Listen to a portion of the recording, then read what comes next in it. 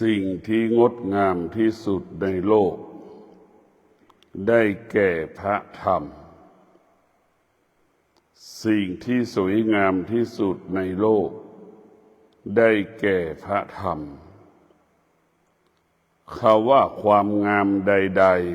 ๆบนโลกใบนี้สู้ความงามของพระธรรมไม่ได้แก่ด้วยธรรมคนแก่คนนั้นมีความงามอยู่ในตัวของคนแก่ดังเช่นหลวงตาบัวหลวงปู่ทองวัดพระธาตุศรีจอมทองเป็นผู้ที่มีความแก่อายุ90 กว่าปีมีความงามอยู่ในกายความงามเหล่านั้นคือความงามของธรรมทำให้บุคคลที่มีกายนั้นสะอาดกายนั้นผ่องใสพวกเราทั้งหลายธรรมจะทำให้เราเป็นคนงดงามคนที่งดงามด้วยธรรมจะมีผิวพรรณสง่างามมีผิวพรรณเหลืองอร่ามดังหลวงปู่ทองดังหลวงตาบัวดังหลวงปู่เทศเป็นพระสงฆ์ที่งดงามดังหลวงพ่อพุทธบาทตากผ้าเป็นผู้ที่สำรวมกายวาจาใจจึงเกิดคำว่างดงามท่านทั้งหลายสิ่งที่เราควรยึดถือยึดมั่นได้แก่พระธรรมสิ่งที่เราควรยึดถือยึดมั่นได้แก่สติส่วนที่สิ่งที่เราควรยึดถือยึดมั่นได้แก่สมาธิสิ่งที่เราควรยึดถือยึดมั่นได้แก่ความอดทนสิ่งที่เราควรยึดถือยึดมั่นได้แก่วิริยะภาคเพียรสิ่งที่เราควรยึดถือยึดมั่นได้แก่สัจจะสิ่งเหล่านี้ธรรมเหล่านี้ก็เกิดประโยชน์เป็นประโยชน์ต่อบุคคลที่ครอบครองต่อบุคคลที่ยึดถือยึดมั่นมันเป็นประโยชน์เกิดประโยชน์มากมายมหาศาลหาประมาณมิได้พวกเราทั้งหลายชาวโลกส่วนมากหลงร่างกายซึ่งกันและกันทั้งหญิงทั้งชายหลงร่างกายซึ่งกันและกันร่างกายของเราเป็นของเน่าของเหม็นดั่งทารกแรกเกิดตายไปดูนิทรรศภาพทารกแรกเกิดตายเป็นเช่นไรเราพิจารณาดูเรื่องสภาพเด็กอายุ12 ปีตายสภาพเป็นเช่นไรดังหนุ่มสาวตายสภาพเป็นเช่นไรดังคนอายุ30-40ตายสภาพเป็นเช่นไรเราพิจารณาดูเรียกว่าร่างกายของเราเนี่ยเป็นของเน่าของเหม็นเป็นสิ่งสกปรกทั้งสิ้นเช่นแปรงฟันเราไม่แปรงฟันสัก1 วันเนี่ยปากมันก็จะเหม็นทันทีเนี่ยพวกเราทั้งหลายร่างกายของเราอาบน้ำหรือไม่อาบน้ำไม่ถูสบู่นี่แต่มันเกิดร่างกายของเราก็จะเกิดคำว่าเหม็นเพราะฉะนั้นพวกเราทั้งหลายคนที่มีกิเลสคนที่ขาดสติก็จะหลงกายซึ่งกันและกันในร่างกายของเรานี่แหละมันเป็นบ่อเกิดของกิเลสกิเลสมันจะเกิดขึ้นที่กายของเรากิเลสมันจะเกิดขึ้นที่จิตของเรากิเลสทั้งหลายก็ได้แก่กามตัณหานี่แหละกามทั้งหลายเนี่ยเป็นตัวที่รุนแรงที่สุดที่มันเกิดขึ้นในจิตใจของมนุษย์ไม่ว่ามนุษย์และสัตว์มีความต้องการสิ่งนี้เมื่อสิ่งนี้ไม่ตอบสนองแล้วมันจะเกิดคำว่ารุนแรงเหมือนช้างตกมันจะบ้าหำฆ่าคนทำลายคนเหมือนช้างตกมัน พวกเราทั้งหลายเราจะมาหยุดสิ่งเหล่านี้ได้เราต้องมาฝึกฝนอบรมจิตการฝึกฝนจิตอบรมจิตก็ใช้สติสัจจะวิริยะขันติควบคุมจิตเรามาฝึกกายอบรมกายเราก็ใช้สติสัจจะวิริยะขันติอบรมกายของเราอบรมจิตของเราด่างช้างกับควานช้างที่สุดก็อยู่ร่วมกันได้กายเราคือช้างจิตเราคือควานช้างช้างกับควานช้างจึงอยู่ร่วมกันได้เพราะคุ้นเคยกันคุ้นเคยกันกายกับจิตรวมกันเป็นหนึ่งก็เพราะได้รับการฝึกฝนอบรมจิตนั้นจึงมีพลังในจิตนั้นมีพลังที่จะหยุดในพวกเราทั้งหลายคนเหล่านั้นมีสติงัวควายช้างม้ามันไม่มีสติมันจึงหยุดยั้งความรู้สึกไม่ได้งัวควายช้างม้ามันไม่สามารถทำดีได้เพราะมันไม่มีสติคนเรานี่แหละมีสติสามารถทำความดีได้คนเรานี่มีความสามารถทำความดีได้ทำความชั่วได้ทำได้ทุกอย่างก็คือคนแต่ถ้าคนนั้นไม่มีสติคนนั้นก็เหมือนงัวเหมือนควายคนที่อยู่เหนืองัวเหนือควายคือคนที่มีสติคนที่แตกต่างจากงัวจากควายก็คือคนที่มีสติตรงกันข้ามคนที่ขาดสติก็เหมือนงัวเหมือนควายคนที่ขาดสติก็เหมือนงัวเหมือนควายทำไม่ได้ไหว้พระไม่ได้ทำความดีไม่ได้รักษาศีลไม่ได้แต่พวกเราทั้งหลายเหมือนงัวเหมือนควายมันไม่สามารถทำดีได้เพราะฉะนั้นคนกับสัตว์แตกต่างกันตรงที่มีสติ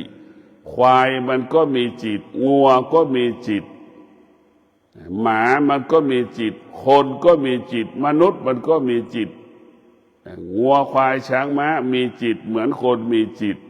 แต่คนมันแตกต่างจากงัวจากควายก็คือคนมีสติเราจะเห็นได้ว่าสติจะหยุดยั้งความคิดหยุดยั้งอารมณ์หยุดยั้งความรู้สึกหยุดยั้งอารมณ์หยุดยั้งความรู้สึกได้จะชอบใจเราก็หยุดได้ไม่ชอบใจเราก็หยุดได้อยากได้อยากมีอยากเป็นมันไม่ใช่ของเราเราก็หยุดการความอยากได้อยากมีอยากเป็นนั้นได้นั่นแหละสติมันจะหยุด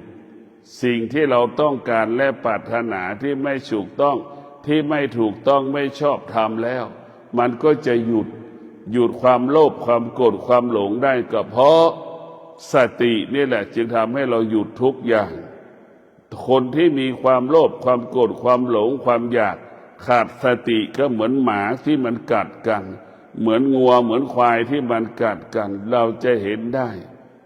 มันหยุดยั้งความรู้สึกไม่ได้ชกต่อยตีกันมันก็คือหมาที่มันกัดกันมันควายที่มันชนกันจนหมดแรงเห็นไหมพวกเราทั้งหลายมันเรื่องใหญ่แต่เราต้องกลับมาพิจารณามนุษย์ทั้งหลายที่ได้ฝึกจิตกับมนุษย์ทั้งหลายไม่ได้ฝึกจิต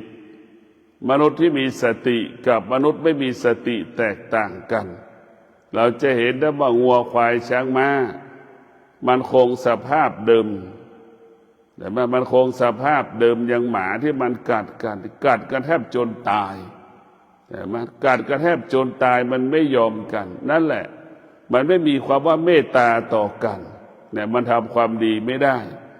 มีคำว่ามันไม่มีคำว่าอดทนงัวควายช้างม้าเนี่ยพวกเราทั้งหลายเวลามัน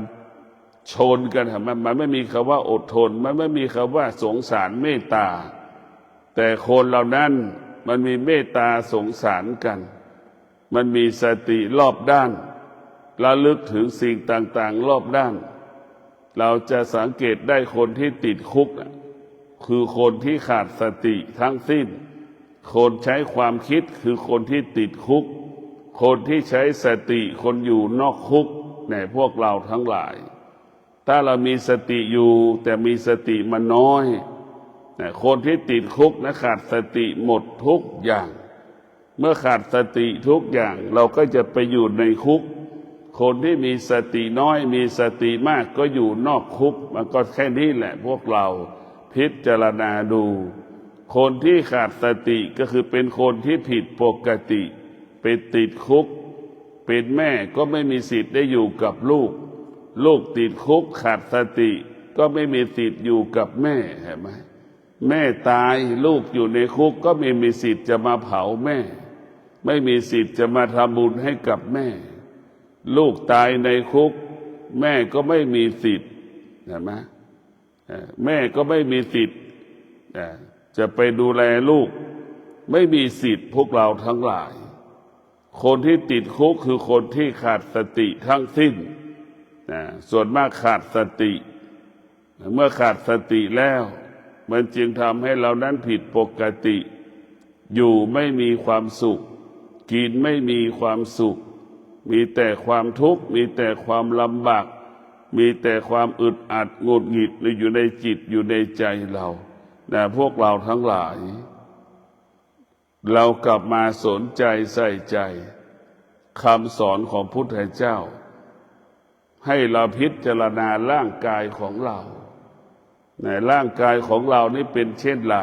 เราก็รู้ในร่างกายของเราเป็นเช่นไรเราก็รู้ในร่างกายของเราเป็นของเน่าเหมือนแกงที่มันบูดเหมือนของที่มันเสียพวกเราทั้งหลายเราต้องพิจารณาดูทุกวันทุกวันทุกวันทุกวันทุกวันสภาพจิตของเรานั้นเมื่อมันขาดสติมันก็ไม่มีค่าคนที่มีค่าคือคนที่มีสติเราจะสังเกตได้คนที่มีสติได้จะมีค่าพวกเราทั้งหลาย เราพิจารณาว่าร่างกายของเรามันมีแต่น้ำเหลืองเวลาเราเจ็บป่วยมีบาดมีแผลมีแต่น้ำเหลืองออกเวลาร่างกายของเราคนตายดูสภาพคนตายดูสภาพคนก่อนที่จะตายดูสภาพก่อนคนตาย1 ปีหลังคนตาย1 วัน2 วันดูสภาพมันเป็นเช่นไรดูสภาพคนตาย1 เดือน2 เดือนสภาพมันเป็นเช่นไรเราพิจารณาดูถ้าเราพิจารณาอย่างนี้เราจะไม่หลงกายเราจะไม่หลงร่างกายซึ่งกันและกันเราจะไม่ปรุงแต่งร่างกายของเราทุกวันนี้เราแต่งตัวอวดกันไปล่อกิเลสการแต่งตัวไปล่อกิเลสมีความเสี่ยงคนที่แต่งตัวไม่มีความเสี่ยงจะทำให้ตัวเองนั้นผิดพลาดประสบปัญหาทำให้บุคคลต่างๆจะมีชีวิตที่ผิดพลาดประสบปัญหาแต่พวกเราทั้งหลายก็เพราะเราไปปรุงแต่งให้คนทั้งหลายได้ชมตัวเองนี่แหละคือหลงทางพวกเราทั้งหลายสิ่งต่างๆความงดงามใดๆที่มีสิ่งที่มีอยู่บนโลกใบนี้มันก็สู้ความงดงามของธรรมไม่ได้ธรรมนี่เป็นสิ่งที่งดงามที่สุดในโลกพวกเราต้องมีสติในการศึกษาเรียนรู้เรื่องพระธรรมแต่พวกเราทั้งหลายพระธรรมก็หมายถึงสติจะเป็นผู้จัดการอารมณ์ของเราเป็นผู้จัดการความรู้สึกของเราเป็นผู้จัดการความคิดของเราความอารมณ์ความคิดความรู้สึกสิ่งเหล่านี้ปรากฏเกิดขึ้นตลอดเวลาเกิดขึ้นตลอดเวลาจึงฝากให้พวกเราได้พิจารณาเกิดขึ้นตลอดเวลาขอฝากให้เราได้โปรดพินิจพิจารณาว่าสตินั้นจะทำให้เรามั่นคงสติจะทำให้เรามั่นคงเมื่อตาเห็นรูปเมื่อหูได้ยินเสียงเมื่อสมุกสัมผัสกับกลิ่นลิ้นสัมผัสกับรสกายสัมผัสถูกต้องมันจะมั่นคง บุสติเกิดขึ้นกับใครแล้วจะไม่สงสัยสิ่งที่มันรู้จะไม่สงสัยไม่มีเหตุผลกับสิ่งที่มันรู้มันจะไม่เข้าไปยึดติดในสิ่งที่มันรู้มันก็จะรู้เฉยๆรู้เฉยๆนั่นแหละครับพ่อแม่ครูบาอาจารย์บอกสอนให้เรารู้เฉยๆแต่เราเท่ากับเรารู้แล้วเราก็อยู่เหนือมันเท่ากับเรารู้เราเท่าทันสิ่งที่เรารู้เราถึงไม่ตอบสนองมันนะพวกเราทั้งหลายบุคคลที่มีสติบุคคลที่มีสติก็จะบำเพ็ญเพียรสัจจะบุคคลที่มีสติบำเพ็ญเพียรขันติบุคคลที่มีสติบำเพ็ญเพียรบำเพ็ญสัจจะและบำเพ็ญวิริยะภาคเพียรพวกเราทั้งหลายดังพ่อแม่ครูบาอาจารย์เราทุกรูปทุกนามตั้งแต่หลวงปู่มั่นครูบาเจ้าศรีวิชัยเนี่ยเป็นผู้ที่มีสติบำเพ็ญเพียรละการเป็นมนุษย์อะไรที่มีอยู่ในอะไรที่มันเป็นมนุษย์หลวงปู่มั่นครูบาเจ้าศรีวิชัยจะปลดเปลื้องออกจากกายจากจิตการเป็นมนุษย์ให้เหลือน้อยที่สุดการเป็นมนุษย์ให้มันเหลือน้อยที่สุดแต่พวกเราทั้งหลายเนี่ยบำเพ็ญเพียรเปลี่ยนแปลงจากการเป็นมนุษย์ให้เหลือการเป็นมนุษย์น้อยที่สุดก็คือความคิดไม่ให้มันเกิดความอยากไม่ให้มันเกิดให้มันหมดสิ้นไปความโลภความโกรธความหลงมันจะหมดสิ้นไปนี่แหละพวกเราทั้งหลายบำเพ็ญเพียรฆ่าความอยากทำลายความอยากฆ่าความคิดทำลายความคิดฆ่าความรู้สึกทำลายความรู้สึกนี่แหละคือพ่อแม่ครูบาอาจารย์โบราณฝึกจิตก็คือบำเพ็ญเพียรแบบบางรูปบางองค์ก็เป็นใบ้1 ปี2 ปีเป็นใบ้3 วัน7 วันคือไม่พูดนี่คือบำเพ็ญเพียรเนี่ยพวกเราทั้งหลายนี่แหละคือสติสัจจะวิริยะจะขันติจะควบคุมการเป็นใบ้1 วัน2 วัน7 วัน1 เดือน2 เดือน1 ปี2 ปีนี่จะเป็นแบบนี้ดังครูบาชุ่มได้บำเพ็ญเพียรเป็นใบ้3 ปี3 เดือน3 วันอย่างเงี้ยนั่นแหละครูบาชุ่มบำเพ็ญเพียรไม่ต้องคุยกับใครไม่ต้องพูดกับใครอยู่แต่ในถ้ำ3 ปี3 เดือน3 วันนั่นแหละพวกเราต้องมีสติพิจารณาตลอดเวลาเราพิจารณาอยู่เรื่อยๆอย่างเนืองๆธรรมะเนี่ยเราอยู่ที่ร่างกายของเราโดยเฉพาะสติเนี่ยมันเป็นหลักสติเปรียบเสมือนพาหนะถ้าเป็นเรือจะพาเราข้ามน้ำข้ามทะเลถ้าเป็นรถมันก็จะพาเราไปสู่จุดหมายเป้าหมายนั้นได้แต่พวกเราทั้งหลายเรียกว่าสติเป็นพาหนะนำพาจิตเรานำพากายเราไปให้หลุดพ้นดังที่บอกว่าผู้ที่มีสติดังหลวงปู่มั่นครูบาศรีวิชัยท่านจะเอาธรรมมาไว้ที่กายเอาธรรมไว้ที่จิตธรรมนั้นอยู่เหนือมนุษย์เมื่อมนุษย์ผู้ใดมีธรรมก็จะอยู่เหนือมนุษย์มนุษย์ใดมีธรรมมนุษย์ผู้นั้นจะคิดไม่เหมือนมนุษย์คิดไม่เหมือนมนุษย์มีความรู้สึกไม่เหมือนมนุษย์ทุกอย่างจะอยู่เหนือมนุษย์ทั้งสิ้นในพวกเราทั้งหลายเราพิจารณาแบบนี้เห็นความจริงเห็นความจริงที่พ่อแม่ครูบาอาจารย์ปฏิบัติธรรมเพื่อให้กายสงบ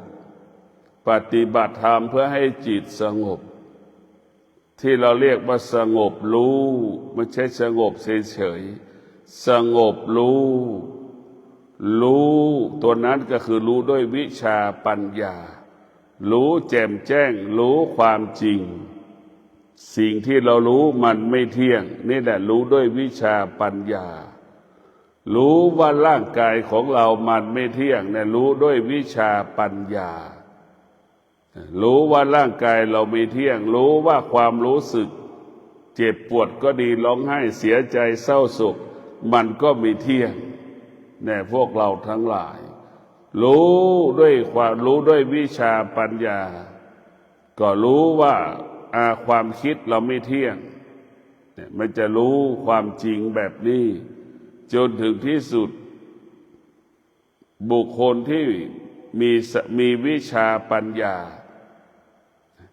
จะหยุดซึ่งความคิดเห็นค่าของความคิดว่าเป็นโทษเห็นโทษของความคิดเห็นโทษอารมณ์ของความคิดเนี่ยพวกเราทั้งหลายความคิดเป็นโทษกับเรามาทั้งชีวิตถ้าชีวิตเรามีปัญญาจิตเรามีปัญญาจิตเรามีวิชาปัญญาแล้วเราจะรู้แจ้งซึ่งความจริงดังที่ได้กล่าวว่าสิ่งที่เรารู้ตั้งแต่เกิดจนเราตายมันเป็นสิ่งที่ไม่เที่ยงสรุปแล้วสิ่งมีชีวิตสิ่งไม่มีชีวิตล้วนเป็นไม่เที่ยงทั้งสิ้นล้วนเป็นสิ่งที่ไม่เที่ยงล้วนเป็นสิ่งที่ไม่เที่ยงเมื่อจิตมันเป็นผู้รู้แบบนี้แล้วจิตมันรู้สิ่งใดมันจึงเกิดคำว่าละสิ่งนั้นเห็นไหมเพราะมันไม่เที่ยงจิตรู้สิ่งใดจิตจึงอยู่เหนือสิ่งนั้นมันไม่เที่ยงจิตรู้จิตไม่ตามรู้ก็เพราะว่าจิตมันรู้จิตจะมันรู้ว่าสิ่งที่รู้มันไม่เที่ยงมันจะไม่ตามเลยไม่ตามรู้นี่แหละพวกเราทั้งหลายวิชาปัญญาเนี่ยสำคัญที่สุดเห็นความจริงเราไม่มีเงินเราก็อยู่ได้เห็นไหมเห็นความจริงเราไม่มีเงินเราก็อยู่ได้เราไม่มีบ้านอยู่เราก็มีชีวิตอยู่ได้เห็นไหมวันนั้นเรามีเงินจำนวนมากวันนั้นเรามีบ้านอยู่ทำไมเราอยู่ไม่ได้ทำไมเราอยู่ไม่มีความสุขแต่วันนี้เราไม่มีบ้านอยู่เราไม่มีเงินใช้หรือมีก็มีแทบไม่มีในตัวเราทำไมเราอยู่ได้ล่ะนี่แหละคือรู้แจ้งรู้จริงรู้ความจริงที่สุดนะมั้ยเราจะเห็นความจริงอย่างนี้ที่สุดเราไม่มีเงินเราก็อยู่ได้ที่สุดเราไม่มีบ้านอยู่เราก็มีชีวิตอยู่ได้ความสุขมันไม่ได้เกิดจากมีบ้านอยู่มีทรัพย์มีสมบัตินี่มันไม่ใช่นะพวกเราทั้งหลายเราอยู่ได้ด้วยธรรมนั่นแหละจะมีบ้านอยู่ไม่มีบ้านอยู่ไม่มีค่าไม่มีความหมายขอให้เรามีสติกับปัญญาแล้วให้เรามีวิชากับปัญญาเนี่ยสติวิชาปัญญานี่สำคัญที่สุดสติวิชาปัญญารวมกันแล้วมันรู้แจ้งรู้จริงนะรู้แจ้งรู้จริงดังผู้ปฏิบัติธรรมเราก็รู้แจ้งรู้จริงว่าที่สุดเราไม่มีบ้านเราก็อยู่ได้เราไม่มีครอบครัวเราก็อยู่ได้นี่แหละเป็นอย่างนี้แหละถ้าทุกคนรู้อย่างนี้แล้วเนี่ยทุกคนก็จะไม่ทุกข์ที่เราทุกข์เพราะเราหลงทางหลงผิดเพราะเราขาดสติเมื่อเราขาดสติมันก็เป็นอวิชชาอวิชชามันก็พาเราหลงว่ามีเงินแล้วจะมีความสุขอวิชชามันจะพาเราหลงมีเงินไม่มีบ้านแล้วจะไม่มีบ้านแล้วมันจะมีความสุขมันพาเราหลงนี่แหละพวกเราทั้งหลายเมื่อเราขาดสติจิตเราจะมีแต่อวิชชามีแต่อวิชชาเมื่อจิตมันมีอวิชชามันก็สร้างเหตุสร้างผลหลอกล่อให้จิตนั้นหลงมันไปคิดว่าแก่แล้วจะสบายแก่แล้วมันก็ไม่สบายนะพวกเราทั้งหลายนี่แหละแก่แล้วมันก็ไม่สบายเราต้องมีสติพิจารณาสติวิชาปัญญารู้แจ้งซึ่งความเป็นจริงรู้แจ้งซึ่งความเป็นจริงที่สิ่งนั้นเป็นธรรมนั้นบริสุทธิ์กายบริสุทธิ์ด้วยธรรมใจบริสุทธิ์ด้วยธรรมเนี่ยพวกเราทั้งหลายคำว่าบริสุทธิ์ก็คือมรรคแปดนั่นแหละทำให้กายวาจาใจเราบริสุทธิ์หมดจดผ่องใส มรรคแปดทำให้กายวาจาใจเราหมดจดผ่องใสหมดจดผ่องใสเหมือนกระจกที่มันใสเหมือนน้ำแข็งที่มันใสใสเหมือนน้ำที่เราดื่มนั่นแหละกายจิตของเราจะเป็นเช่นนั้นแต่พวกเราทั้งหลายเราเกิดมาแล้วต้องหาสิ่งที่กายยึดจิตมันยึดแล้วเกิดประโยชน์เป็นประโยชน์ก็คือยึดมั่นธรรมยึดมั่นธรรมก็คือสติวิชาปัญญาเมื่อมีวิชาปัญญามันก็จะบอกให้เราพึ่งพาตนเองตนแลเป็นที่พึ่งแห่งตนตนแลเป็นที่พึ่งแห่งตนเห็นไหมพวกเราทั้งหลายมันจะบอกให้เรารู้แบบนี้แล้วว่าตนแลเป็นที่พึ่งแห่งตนเมื่อเรามีวิชาปัญญาแล้วพวกเราทั้งหลายสติวิชาปัญญาแล้วมันจะรู้ความจริงว่าร่างกายของเรานั้นมันเจ็บป่วยเป็นของธรรมดาเนี่ยมันจะรู้เรื่องการเจ็บป่วยเป็นของธรรมดานี่รู้แล้วว่าความแก่เป็นของธรรมดามันจะไม่เกิดอาการไม่สำแดงอาการเมื่อความแก่ปรากฏเช่นเดียวกับความเจ็บปรากฏมันก็ไม่สำแดงอาการออกอาการก็เข้าใจว่าความแก่ปรากฏเท่านั้นก็รู้ว่าความแก่มันไม่เที่ยงรู้ว่าความเจ็บมันไม่เที่ยงพวกเราจำเลยว่าทุกอย่างมาเป็นของไม่เที่ยงสามีก็เป็นของไม่เที่ยงภรรยาก็เป็นของที่ไม่เที่ยง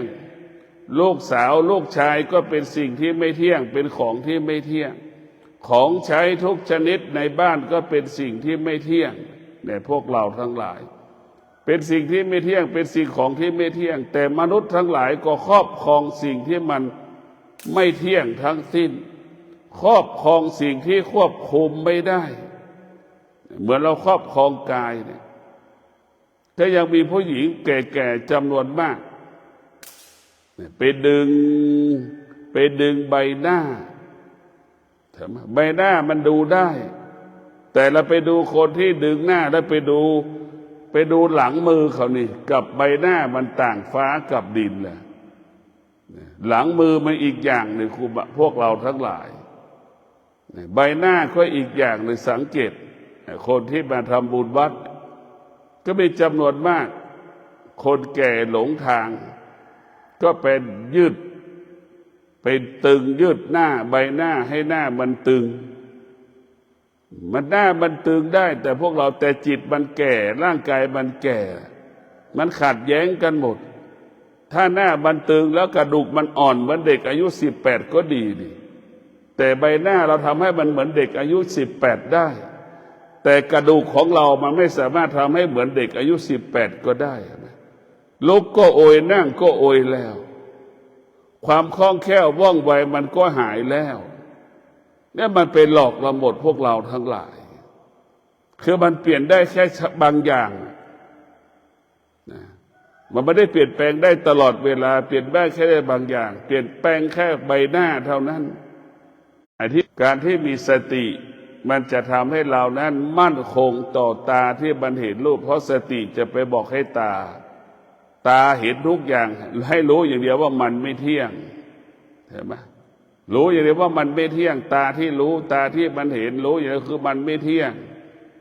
หูได้ยินเสียงสารพัดเสียงคนแก่คนหนุ่มคนเฒ่าเสียงร้องเพลงสารพัดเสียงจงรับรู้ไว้ว่าสิ่งที่เรารับรู้ทางหูมันก็ไม่เที่ยงเห็นไหมนี่แหละคือมันจะบอกให้เรารู้ว่าสิ่งที่เรารู้ทางหูมันก็ไม่เที่ยงสิ่งที่เรารู้ทางจมูกมันก็ไม่เที่ยงสิ่งที่เรารู้ทางลิ้นมันก็ไม่เที่ยงสิ่งที่มันกายไปสัมผัสกายไปกระทบก็รู้ว่าสิ่งที่เรารู้กายไปสัมผัสกายไปกระทบมันไม่เที่ยงจิตรู้สึกสารพัดความรู้สึกมันก็บอกว่ามันไม่เที่ยงเห็นไหมอันนี้แหละคือหลักธรรมคำสอนพระพุทธเจ้าให้เรารู้ทุกอย่างว่ามันไม่เที่ยงแล้วมันก็จบ ถ้าเราไม่เข้าใจคำว่าอนิจจังทุกขังอนัตตาแล้วชีวิตเราจะเป็นทุกข์เป็นอมตะเห็นไหมเรามีทรัพย์มีสมบัติมีความทุกข์มากเงินมีตั้งหลายร้อยล้านก็ยังเป็นทุกข์อยู่แต่พวกเราทั้งหลายเพราะเขาขาดสติเมื่อขาดสติมันก็ขาดปัญญาเมื่อขาดปัญญามันก็มีแต่อวิชชาจิตเรามีอวิชชาจิตเราขาดปัญญาจิตเราขาดสติเนี่ยมันจะเห็นสิ่งที่มืดหมดมันจะเห็นสิ่งที่มืดมัวเห็นสิ่งที่เป็นสีเทาหมดสิ่งเป็นสีเทาหมดพวกเราจิตถ้ามันมีสติมีวิชาปัญญาเนี่ยจะเห็นทุกอย่างเป็นสีขาวเห็นไหมเห็นชัดเจนเห็นทุกอย่างว่ามันไม่เที่ยงมันไม่เที่ยงสีแดงสีขาวมันก็ไม่เที่ยงสีเหลืองมันก็ไม่เที่ยงทุกอย่างมันไม่มีอะไรมั่นคงเป็นอมตะเนี่ยมันมีอะไรมั่นคงเป็นอมตะพวกเราทั้งหลายมันไม่มีสิ่งใดมั่นคงเป็นอมตะแต่พวกเราต้องพิจารณาแต่ไม่มีสิ่งใดมั่นคงเป็นอมตะมีแต่คำว่าความอดทนเท่านั้นทำให้เรามั่นคงเป็นอมตะสติกับความอดทนจะรักษาการเป็นคนจะส่งเสริมกันเป็นคนนะพวกเราทั้งหลายนะส่งเสริมกันเป็นมนุษย์ให้เป็นมนุษย์ที่ประเสริฐสติกับความอดทนนะสติกับความอดทนจะรักษาการเป็นมนุษย์สติกับวิริยะภาคเพียรส่งเสริมให้มนุษย์เป็นมนุษย์เหนือมนุษย์นะส่งเสริมมนุษย์ให้มนุษย์อยู่เหนือมนุษย์ดังครูบาเจ้าศรีวิชัยดังหลวงปู่มั่นท่านก็เป็นมนุษย์แต่หลวงปู่อยู่เหนือมนุษย์ก็เพราะท่านมีสติแล้วก็มีวิริยะภาคเพียรแหละส่งเสริมให้เป็นมนุษย์อยู่เหนือมนุษย์เปลี่ยนแปลงการเป็นมนุษย์เพื่อให้อยู่เหนือมนุษย์เห็นไหมมนุษย์สัก70 ล้านคนเคารพหลวงปู่มั่นเคารพครูบาเจ้าศรีวิชัยก็เพราะธรรมเนี่ยที่เราเคารพหลวงปู่มั่นก็เพราะธรรมถ้าหลวงปู่ไม่มีธรรมเราก็ไม่เคารพเนี่ยเพราะฉะนั้นพวกเราทั้งหลายเรากราบไหว้เทิดทูนบูชาธรรมเท่านั้นที่อยู่ในร่างกายของคนเดี๋ยวเฉพาะพระสงฆ์พระปฏิบัติก็จะอุดมสมบูรณ์ดวงจิตอุดมสมบูรณ์ด้วยสติอุดมสมบูรณ์ด้วยความสงบอุดมสมบูรณ์ด้วยวิชาปัญญาในจิตพ่อแม่ครูบาอาจารย์จะอุดมสมบูรณ์ด้วยวิชาปัญญาแต่พวกเราทั้งหลายมีสติใช้ความอดทนเปลี่ยนแปลงชีวิตมีสติมีความอดทนใช้สติใช้ความอดทนพลิกชีวิตตนเองในพวกเราทั้งหลายบุคคลที่มีสติบุคคลที่มีความอดทนเป็นบุคคลที่อยู่เหนือดวงเป็นบุคคลไม่มีดวงในพวกเราทั้งหลายเรียกว่าธรรมะพลิกชีวิตเราคือสติกับความอดทนธรรมะจะส่งเสริมชีวิตให้ดียิ่งขึ้นไปเมื่อเรามีสติกับวิริยะภาคเพียรเห็นไหมธรรมะกับปัญญาสติกับปัญญาจะยกระดับจิตเราให้สูงเหมือนดาวเทียมยกระดับจิตให้เราสูงเหมือนแสงดวงอาทิตย์ดวงจันทร์สติกับปัญญาจะยกระดับจิตแล้วให้มันสูงดั่งดวงจันทร์ดวงอาทิตย์ดวงดาวให้เป็นเช่นนั้นนะพวกเราทั้งหลายสติกับปัญญานี้จะเป็นผู้แก้ไขชีวิตสิ่งต่างๆที่มันเกิดขึ้นกับชีวิตเราได้สติปัญญาแก้ไขชีวิตสติปัญญาแก้ไขปัญหาต่างๆที่มันเกิดขึ้นกับชีวิตของเราแต่ละวันนี่แหละชีวิตของเรามันต้องอาศัยธรรมนั้นเปรียบเสมือนน้ พวกเราทั้งหลายทำนั่นเปรียบเสมือนน้ำมันทุกคนต้องกินต้องดื่มตลอดเวลาทั้งวันทั้งคืนกินน้ำดื่มน้ำเราจะสังเกตว่าน้ำธรรมเป็นของเย็นธรรมนั้นเป็นของเย็นกิเลสตัณหาราคะเป็นของร้อนเป็นของเน่าเป็นของเหม็นเห็นไหมพวกเราทั้งหลายร่างกายของเราเป็นสิ่งสกปรกทั้งสิ้นเพราะฉะนั้นพวกเราต้องมีสติในการดำเนินชีวิตว่าชีวิตของเรานั้นต้องพึ่งพาธรรมะตนและเป็นที่พึ่งแห่งตนดังพระพุทธเจ้าทุกๆพระองค์พึ่งพาตนเองอาศัยตนเองจนได้บรรลุธรรมเป็นพระพุทธเจ้าก็เพราะเข้าถึงคำว่าตนและเป็นที่พึ่งแห่งตนนี่แหละพวกเราทั้งหลายสำคัญที่สุดคือธรรมะของพระพุทธเจ้าให้เราเป็นนายสอนให้เราเป็นนายให้จิตเป็นนายให้กายเป็นบ่าวให้จิตเป็นนายให้กายเป็นบ่าวให้จิตเป็นนายก็คือจิตนั้นสั่งลูกน้องทำไงมะเหมือนเจ้าของบ้านมีลูกจ้างนั่นแหละจิตเป็นเจ้าของบ้านกายเป็นเจ้า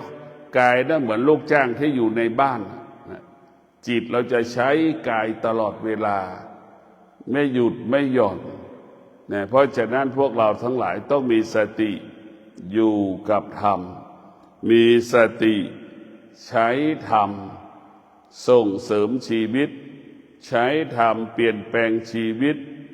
ขอให้ชีวิตเรางอกงามด้วยธรรมท่านทั้งหลายชีวิตของเราเปลี่ยนแปลงได้โดยใช้ความอดทนเปลี่ยนแปลงได้โดยใช้ปัญญาเรียกว่าสติอดทนและปัญญาชีวิตเราจะเปลี่ยนแปลงชีวิต